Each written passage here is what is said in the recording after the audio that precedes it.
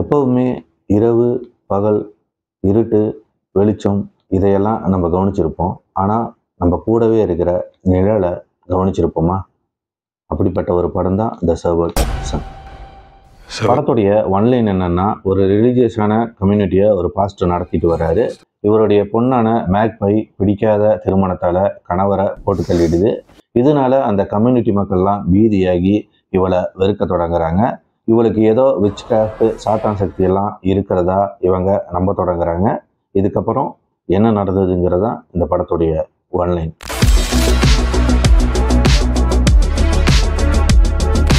படம் நல்லா இருந்துச்சு. இந்த மாதிரி இந்தி மூவிஸ் எனக்கு ரொம்பவே பிடிக்கும். இந்த படம் ஒரு அட்மாஸ்பியரிக் ஜெம்மாக இருந்துச்சு. அந்த லேண்ட்ஸ்கேப், அந்த கதை நடக்கிற காலகட்டம், அந்த க்ரீச்சருடைய டிசைன், இது எல்லாமே பார்த்தீங்கன்னா அட்டகாசமாக வந்திருக்குது. ஏன்னா இந்த மாதிரி இண்டிபெண்ட் மூவிக்கு வந்து பெருசாக பட்ஜெட் இருக்காது. அதனால அந்த கொடுத்த பட்ஜெட்டுக்குள்ளே எல்லாமே இவங்க கதையிலேருந்து எல்லாமே அட்டகாசமாக பண்ணிடுவாங்க. அதுதான் இந்த இந்தி மூவிஸோடைய ஸ்பெஷலு. ஹாலிவுட்டெல்லாம் வந்து ஹிட்டு கொடுக்க திணறிட்டு இருக்கிறானுங்க. ஆனால் இங்கே பார்த்தீங்கன்னா இந்த மாதிரி இந்தி மூவிஸ் வந்து நல்லா பூம் ஆகிட்டு வருது. நிறைய பேர் பார்க்க ஆரம்பிக்கிறாங்க. அதுவே ஒரு பெரிய விஷயம். படத்தில் வர அந்த கோர், ஹாரர் எலிமெண்ட்ஸ் எல்லாம் ஸ்கேரியாக இருந்தது. அதே மாதிரி அந்த க்ரீச்சர் டிசைனிங் அது பார்த்தீங்கன்னா வந்து சும்மா அப்படியே நிற்கும், அவ்வளோதான். ஃபுல்லாக பிளாக்கு, கண்ணு மட்டும் பல்ப் மாதிரி எரியும். க்ரீப்பியாக இருந்தது அது. இந்த மாதிரி அவுட்டோரில் எடுக்கும்போது கேமராவை கொண்டு போய் வச்சா போதும், மீதியெல்லாம் நேச்சரே பார்த்துக்கும். கண்ணில் ஒத்திக்கிற மாதிரி இருக்குது அந்த லேண்ட்ஸ்கேப் எல்லாம். படமே டார்க் தான். இந்த படம் ஈவல் டார்க்கை தான் வந்து சப்போர்ட் பண்ணுது. எனக்கு அந்த க்ரீச்சர் வந்து ஒரு மெட்டஃபோராக தான் நான் பார்க்குறேன். ஏன்னா இந்த கம்யூனிட்டியோட அந்த ஃபியர், அந்த பெரனோயா, அதையெல்லாம் தான் வந்து அந்த டார்க்னஸ் வந்து பிரதிபலிக்கிறதா நான் நினைக்கிறேன். இந்த படத்தில் நிறையா லேயர்ஸ் இருக்கிறதா பார்க்குறேன். ஏன்னா ஒரு மதத்தை கண்மூடித்தனமாக பின்பற்றி நான் நினச்சா என்ன வேணாலும் பண்ண முடியுங்கிற ஒரு அதிகாரம் அந்த பாஸ்டருக்கு இருக்குது. ஆனால் இவங்களுக்கு ஆப்போசிட்டாக அப்படியே ஒரு ரெபிலியன் மாதிரி மேக்பை பார்த்தீங்கன்னா இவங்களுக்கு எகென்ஸ்டாக பேச ஆரம்பிக்கிறாங்க. தப்பையெல்லாம் தட்டி கேட்குற மாதிரி அந்த மாதிரி தான் வந்து அந்த மேக்பையோட கேரக்டருமே இருக்குது.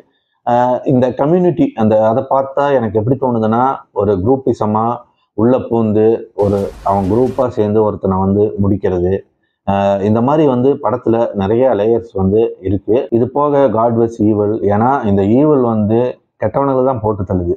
இந்த மதத்தோட பெயரை வச்சுக்கிட்டு கண்டதையும் பண்ணிட்டு இருக்கானுங்கள்ல, அதையெல்லாம் எகென்ஸ்டாக தான் இது வந்து பேசுகிற மாதிரி தான் இருக்குது. படத்தில் கொடுக்கப்பட்ட கேரக்டரை எல்லாருமே கரெக்டாக பண்ணியிருக்காங்க. அதுலேயுமே ஒரு லேடி வந்து ரொம்ப சூப்பராக பண்ணியிருக்காங்க. அவங்க பேரெல்லாம் என்னன்னு தெரியல. ஆனால் நீங்கள் படம் பார்த்தீங்கன்னா நோட் பண்ணிடுவீங்க. அவங்க நல்ல ஒரு பெர்ஃபார்மன்ஸ் கொடுத்துருக்காங்க. படத்தில் பிரச்சனை என்னென்னா, சொல்ல வந்ததை கரெக்டாக சொல்லாம விட்டுட்டாங்களோன்னு ஒரு ஃபீல் இருக்குது. ஏன்னா கொஞ்சம் பிளரியாக இருக்கிற மாதிரி தான் இருக்குது. ஆனால் ஓப்பனிங் சீனில் வரக்கூடிய இன்ட்ரோ அப்படியே தான் எண்ட்லேயும் முடியும். அந்த இன்ட்ரோவை கனெக்ட் பண்ணி பார்த்தோம்னா இவங்க என்ன சொல்ல வராங்கங்கிறது ஓரளவுக்கு புரிஞ்சிடும். இருந்தாலும் இன்னும் கொஞ்சம் தெளிவாக சொல்லியிருக்கலாம். படத்தில் இன்னொரு ப்ளஸ்ஸாக பார்க்குறது பேக்ரவுண்ட் ஸ்கோரு. ஏன்னா ரொம்ப சூப்பராக போட்டிருக்காங்க. அந்த க்ரீச்சர் வரும்போதெல்லாம் வரக்கூடிய அந்த பேக்ரவுண்ட் ஸ்கோர்லாம் சும்மா கண்டமேனிக்கு போடாமல் ரொம்ப இன்டென்ஸாக போட்டிருக்காங்க. நல்லா க்ரீப்பியாக இருந்தது. ஸோ ஒரு ஸ்லோ பர்ன் ஃபோக்லோர் ஹாரர் பார்க்கணுன்னு நினைக்கிறவங்க தாராளமாக இந்த படத்தை பார்க்கலாம். ஒரு 1.5 மணி நேரத்துக்கும் கம்மியாக தான் ஓடுது. பார்த்துட்டு உங்களுடைய கருத்துக்கள் என்னங்கிறதெல்லாம் கண்டிப்பாக வந்து கமெண்டில் சொல்லுங்கள். நம்ம வேறு ஒரு எபிசோடில் பார்ப்போம். பை.